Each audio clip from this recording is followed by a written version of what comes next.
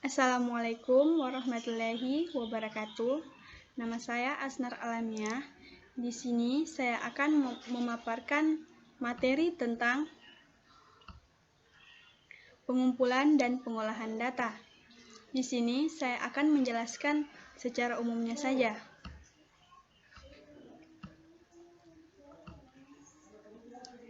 Baiklah, langsung saja. Jadi, untuk apa data dikumpulkan? Jadi, data dikumpulkan yaitu untuk mendapatkan gambaran mengenai suatu keadaan atau memecahkan suatu persoalan. Pengumpulan data harus diketahui jenis elemen atau objek yang diselidiki. Elemen adalah unit terkecil dari objek penelitian, disebut juga unit analisis atau unit sampling. Unit terkecil dapat berupa orang, organisasi atau badan usaha, dan barang.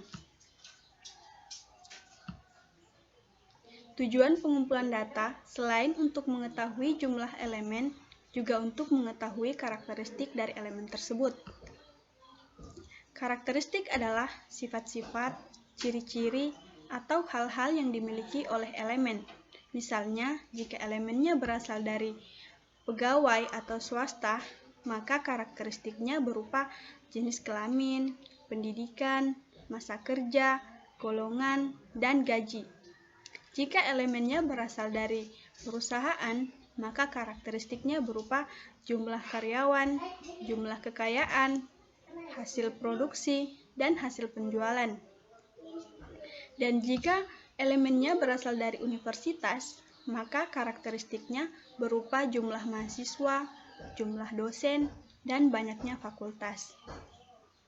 Nilai karakteristik suatu elemen merupakan nilai variabel. Misalnya harga. Karakteristik harga suatu barang akan berubah menurut waktu atau tempat. Variabel adalah suatu yang nilainya dapat berubah atau berbeda. Contoh, diketahui 3 perusahaan dengan X sama dengan modal perusahaan dalam jutaan rupiah, di mana modal perusahaan 1 sama dengan 5 juta, modal perusahaan 2 sama dengan 7 juta, dan modal perusahaan 3 sama dengan 4 juta. Di sini elemennya berupa orang, yaitu karyawan perusahaan, walaupun jenisnya sama, namun karakteristiknya secara keseluruhan akan berlainan, misalnya umur, pendidikan, masa kerja, jumlah anak, dan lain-lain. Karena pengumpulan data akan menghasilkan nilai observasi sebagai nilai karakteristik dari masing-masing elemen, maka kumpulan seluruh nilai observasi disebut populasi. Kumpulan seluruh kemungkinan hasil eksperimen juga disebut populasi. Oleh karena itu, populasi dan sampel sering ditulis sebagai berikut. Bisa dilihat sendiri. Sampel adalah sebagian dari populasi. Jika N kecil adalah jumlah elemen sampel dan N besar adalah jumlah elemen populasi, maka N kecil lebih kecil dari N besar. Metode pengumpulan data. Sensus. Sensus adalah cara pengumpulan data apabila seluruh elemen populasi diselidiki satu persatu. Data yang diperoleh sebagai hasil pengolahan sensus disebut data yang sebenarnya atau true value, atau sering disebut parameter. Misalnya, hasil sensus penduduk Indonesia jumlahnya menurut umur, jenis kelamin, lapangan kerja, agama, dan pendidikan. Sampling. Sampling adalah cara pengumpulan data apabila yang diselidiki adalah elemen sampel dari suatu populasi. Data yang diperoleh dari hasil sampling merupakan data perkiraan. Jadi, jika dari 100 perusahaan hanya akan diselidiki 10 saja, maka hasil penyelidikan merupakan suatu perkiraan. Misalnya, perkiraan jumlah karyawan, perkiraan rata-rata gaji karyawan, dan sebagainya. Data yang dihitung berdasarkan sampel disebut statistik. Cara pengambilan sampel. 1. Dengan cara acak. Cara acak atau random adalah suatu cara pemilihan sejumlah elemen dari populasi untuk menjadi anggota sampel, di mana pemilihannya dilakukan sedemikian rupa hingga setiap elemen populasi mendapat kesempatan yang sama untuk dipilih menjadi anggota sampel. Samplingnya disebut probability sampling, yaitu setiap elemen populasi mempunyai probabilitas yang sama untuk dipilih.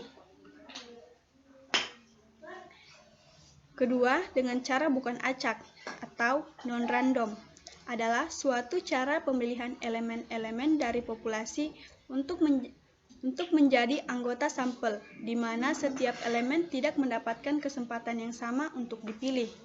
Samplingnya disebut non-probability sampling, artinya setiap elemen tidak mempunyai probabilitas yang sama untuk dipilih.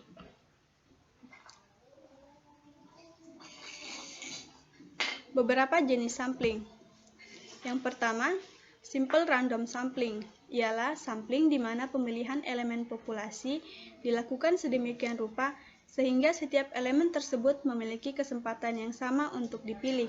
Metode ini digunakan apabila populasi bersifat homogen atau relatif homogen.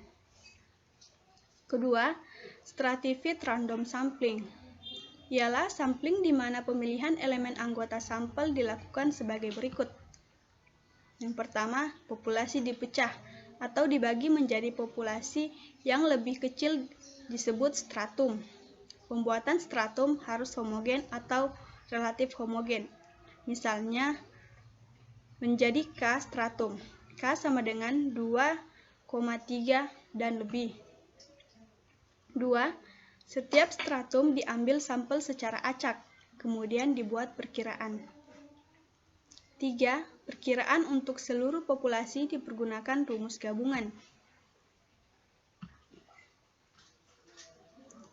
Yang ketiga, multi-stage random sampling, ialah sampling di mana pemilihan elemen anggota sampel dilakukan secara bertahap atau by stage.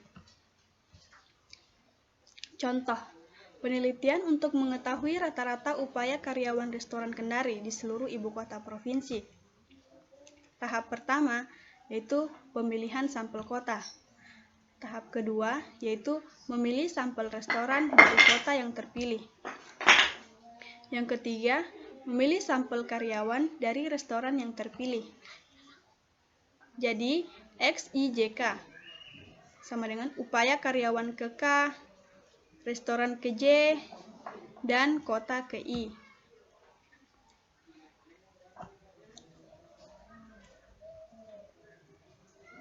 Yang keempat, cluster random sampling, ialah sampling di mana elemen terdiri dari elemen yang lebih kecil, disebut cluster. Cluster yang dipilih menjadi sampel seluruh elemennya, harus diteliti satu persatu. Contoh, suatu penelitian untuk mengetahui rata-rata kebutuhan modal pemilik toko di Kendari.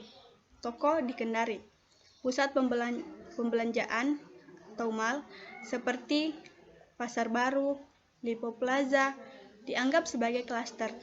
Maka semua toko diteliti pemiliknya, ditanyakan jumlah modal yang dibutuhkan.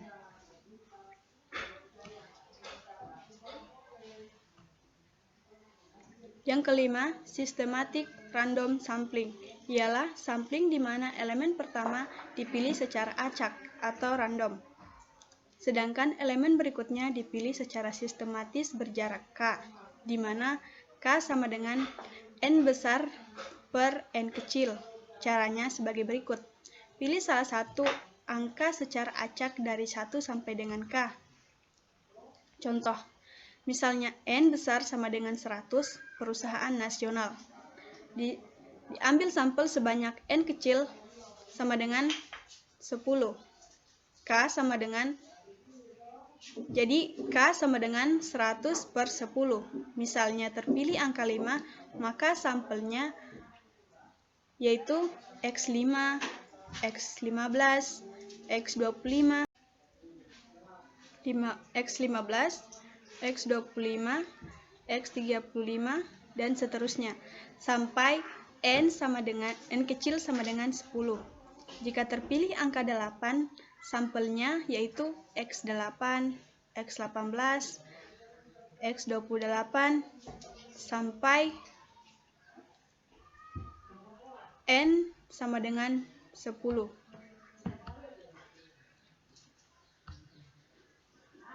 Alat pengumpulan data. Yang pertama, daftar pertanyaan atau kuesioner. Yang kedua, wawancara. Yang ketiga, observasi atau pengamatan langsung. Yang keempat, melalui pos atau alat komunikasi lainnya.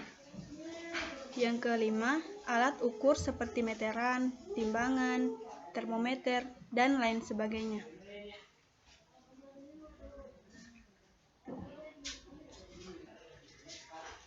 Dua hal yang mengarahkan kuesioner menjadi suatu survei yang baik.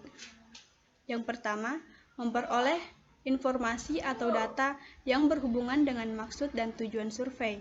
Rancangan kuesioner harus sesuai dengan situasi di mana lingkup topik yang diselidiki dapat dibatasi.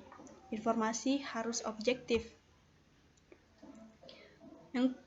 Yang kedua, mengumpulkan informasi dengan kecermatan dan ketelitian yang dapat dipertanggungjawabkan. Tingkat ketelitian informasi yang dikumpulkan dapat diperoleh apabila kuesioner disusun secara sederhana. Perbedaan pertanyaan terbuka dan tertutup. Pertanyaan terbuka memungkinkan responden memberikan jawaban yang dikehendaki dengan kata-kata yang dipilih sendiri. Pertanyaan tertutup membatasi jawaban responden dengan keharusan memilih di antara jawaban yang sudah tercantum dalam kuesioner.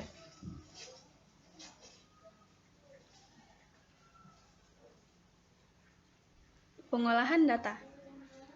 Data mentah yaitu hasil pencatatan peristiwa atau karakteristik elemen yang dilakukan pada tahap pengumpulan data. Pengolahan data merupakan proses untuk memperoleh data atau ringkasan berdasarkan kelompok dan data mentah.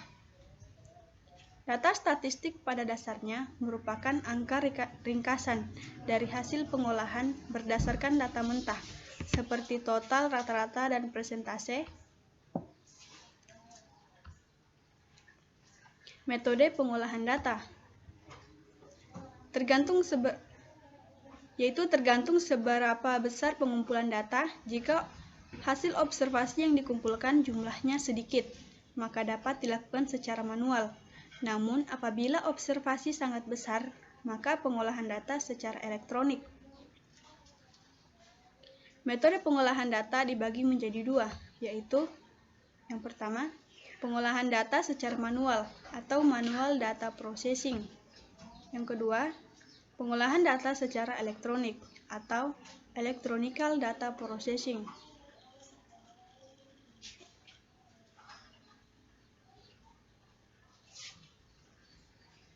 Soal latihan. Sebuah survei yang dilakukan oleh usaha penyewaan CD terhadap pelanggannya mengajukan pertanyaan sebagai berikut. Yang pertama, berapa jumlah album yang Anda pinjam selama setahun yang lalu? Yang kedua, apakah Anda anggota tetap? Jadi jawabannya ya atau tidak. Yang ketiga, berapa umur Anda? Yang keempat, berapa jumlah anggota rumah tangga termaksud Anda? Yang kelima, jenis musik apa yang menarik menurut Anda? Jadi, ada 15 kategori musik.